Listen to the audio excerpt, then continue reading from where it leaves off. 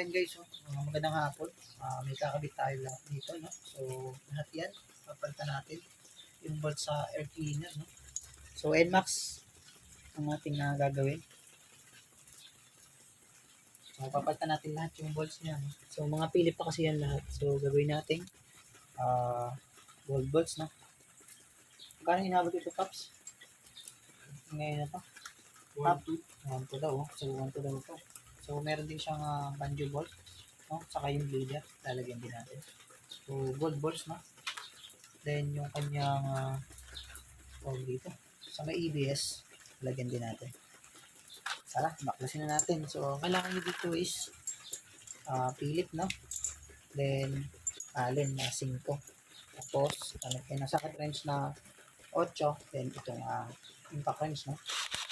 So, yun, kalasin natin.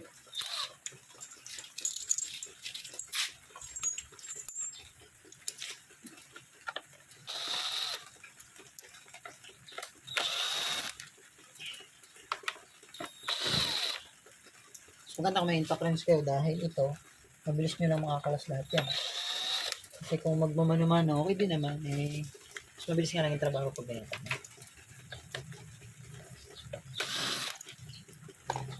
Mga hapon na, game pa rin tayo. So, pwede naman yung iabang na agad yung iba para hindi pumatakit ang ating air filter box, no? So, baka bumagsak, pwede natin pinagitagid ng phone. So, yun, no? Kita mo na agad na alis ang pagbabaga, no? From stock bolts, tapos ngayon ay aftermarket na gold bolts, no? Bakula na ng isa pang ito. Natanggal ko na ba yan?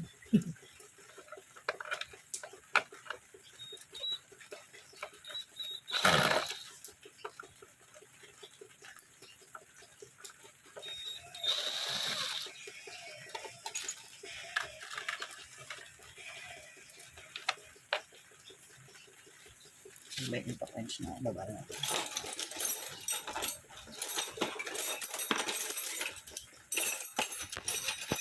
Millimeter naman sa pag-install yung extension. Oops, so yung masyadong ka-tight kasi plastic thread lang yan, no? Tama lang.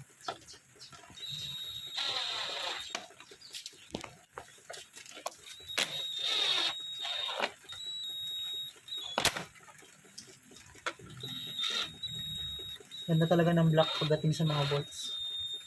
Kasi litaw na litaw, no? Kung makapasin nyo.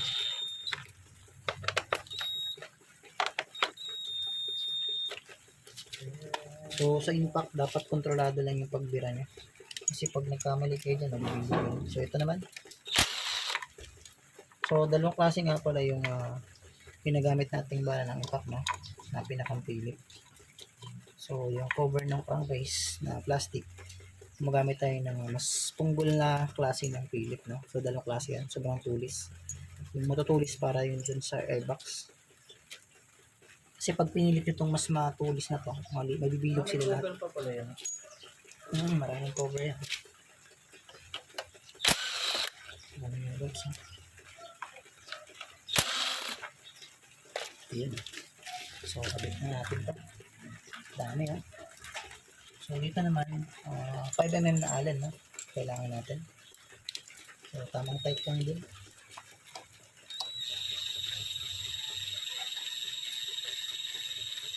Hindi na ba rin? Ang ganda ng mga bolts, ha? Tapos, tatambayan ka na may dalang Allen, no? Ubus.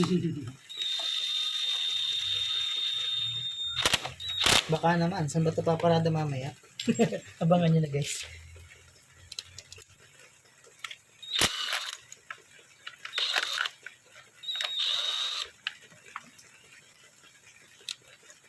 Oops. So, paubos na yung gilid. Alright, so, ito na lang. Dalawa na, guys. Yun. Malalaki pala yan, no? Oo, malalaki. So, ito. Yung stock, hindi kalimutang itago. Baka nakawan, may pamalit kayo. So, abangan nyo na to kung saan gagarahin mamaya, no? Oo, magagarahin sa amin talaga. So, yun. Ang problema sa mga palit na ganito is yun talaga, may init sa mata, no? So, kung may mga batang patambay-tambay, siguro mas mainam na huwag mo muna iwanan yung motor mo, no? Baka mamaya ay maubos. Diyan sa mga parking ko nakakatakot eh, mga ganitong palit lahat. So, yun, no? Ubos na lahat guys yung itong gilid. Halos lahat ng palitan na natin. 1, 2, 3, 4, 5, 6, 7, 8, 9, 10, 11. So, 11 siya, no? Ang dami, oh. O, yun. Lipat naman tayo sa kabila. Sa ABS naman tayo. So, kapalit tayo na bala ng tapos. Kung mapapansin nyo, flower pa siya. So, dapat gumamit tayo dito ng flower nut na plus. So, ayusin natin muna yung pwesto ng ito. Iusod natin yun. Yung glitter. So, bibig kasi natin ito kasi papalitan na ito. So, kailangan natin ng vacuum.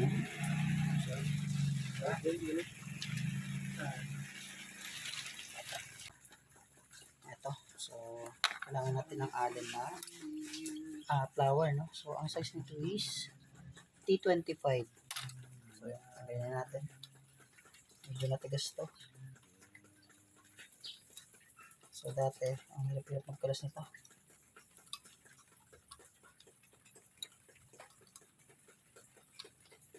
Ito na to. Ang tigas na to. Siguro may thread locker pa to. Saka na-stuck siya. Hindi lang ng camera pa rin. Yun, No? yun. So, ito na. Ang alin naman natin gagamitin dito is 4mm. Yung size niya, no? So, ABS bolt, no? 4mm. Napalitan din natin itong makunat na tapalasin. Okay, so tamang type. So, isa na lang. Yun. Ito na natin.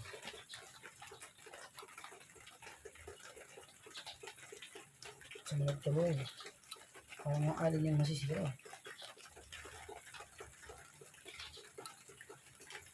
Balaktot yung alin. Pinakang flower. Alis na balaktot. Sobrang tigas. Mas maganda talaga pag may thread locker.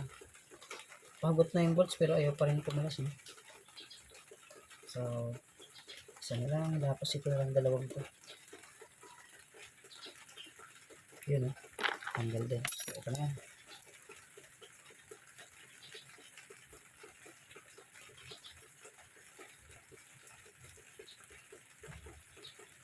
Okay. So, tapos na dito. Ito naman tayo. Ito naman, kahit gumamit na lang kayo ng open na 8mm, no? So, ito yung bleeder, no? Tanggalin natin. Oops, no? Tumagas na yung ganyan. So, dapat dito may nakaready kayong tubig. So, nakadesign naman yung caliper sa tagas, no? Kahit matuluan yan, matibay yung pintura niyan. So, ito na yung kanyang leader na bolts.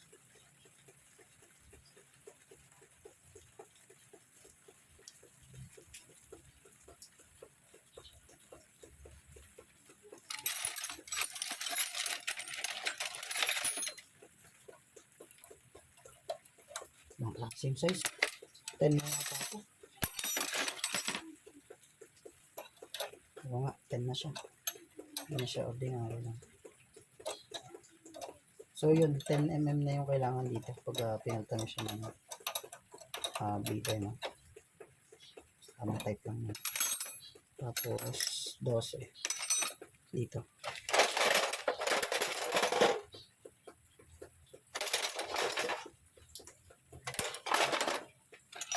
Yung 12 natin.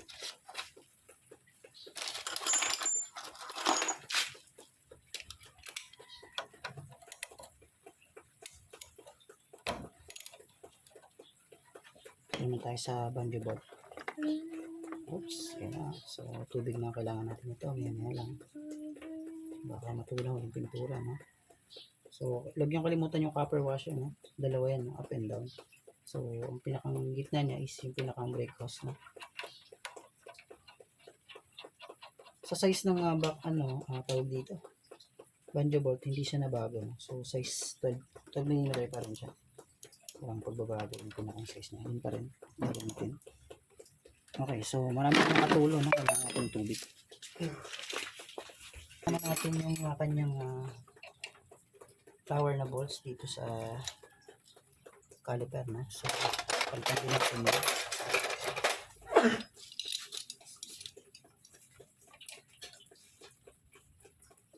Tawa yun ang ilang sabihin. Tigas, no? Talagang kapit pa. Nabutok na yan. Ano kung sarili pala, hindi pala kaya baklasin yan. Oo, pagka man kailangan mo ng power handle. So, ito guys is 14 mm na bolts, no? Ayan, bolts.